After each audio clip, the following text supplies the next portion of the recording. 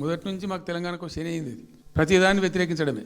ప్రతిదాన్ని చంద్రబాబు ఎన్డీఏలో చేరడం, ఆయన మాటలు పట్టుకొని వ్యతిరేకించడం, అడ్డంగా ఇష్టం వచ్చిన పద్ధతిలో. మేము బాగా కొట్టాను. మేము ఉన్న రోజులు అనేకమైనటువంటి పోరాటాలు చేసి దాన్ని ఎప్పటికప్పుడు సాధించుకున్నాం. అనుమతులు కానీ ఇంకోటి కానీ మొత్తం 9-10 అవసరం పడతాయి. అందులో 6 అనుమతులు ఆల్రెడీ వచ్చేసినాయి.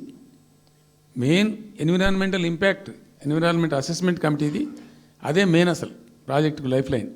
దాని తర్వాత మిగిలిన అనుమతులన్నీ లాంఛనమే, ఇక ఇచ్చేయాల్సిందే. అది ఇచ్చిందంటే అటువంటి అతి ముఖ్యమైనటువంటి అనుమతి కూడా తెచ్చినాం. అన్నీ తెచ్చినాం. అన్నీ వచ్చిన తర్వాత కేంద్ర ప్రభుత్వం మొన్న చంద్రబాబు నాయుడు ఎంపీలు అవసరం ఉంది కదా అక్కడ వాళ్ళకు. ఇప్పుడు ఇద్దరు ఎంపీలు అవసరం కదా, నితీష్ కుమార్, చంద్రబాబు నాయుడు. దానికోసం బీజేపీ ఎంతకైనా దిగజారుతుంది. అక్కడ ప్రభుత్వం నిలబెట్టుకోవాలి కాబట్టి ఎంతకైనా దిగజారి ఆయన మాట పట్టుకొని డిపిఆర్ను వాపసు పంపించారండి.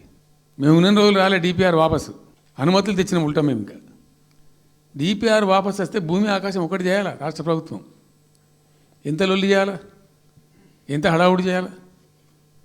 ఆల్ పార్టీ డెలిగేషన్ తీసుకుపోవాలి. అవసరం వస్తే మేము వడ్లు కొనకపోతే పోయి ఢిల్లీలో ధర్నా చేసినామండి. మేము అప్పుడు మా గవర్నమెంట్ ఉన్నప్పుడు రైతులు పండించిన పంట కొనకపోతే యావత్తు ఎమ్మెల్యేలము, క్యాబినెట్ అందరం పోయి ఢిల్లీలో ధర్నా చేసి కేంద్ర ప్రభుత్వం మెడలు వంచినాం. మేము 80 లక్షల టన్నులు మనకి తీసుకుంటామనేటువంటి ఒప్పందం మీద సంతకం చేయించుకొని వచ్చినాం.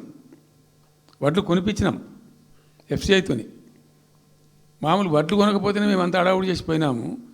కానీ ఒక ఇంత పెద్ద ప్రధానమైన 3 జిల్లాలకు సంబంధించిన ప్రాజెక్టు డిపిఆర్ వాపసు పంపిస్తే వీళ్ళు కుయ్యలేదు, కుట్టుకోలేదు, వాళ్ళకి చెప్పని కూడా చెప్పలేదు. జస్ట్ దేవర్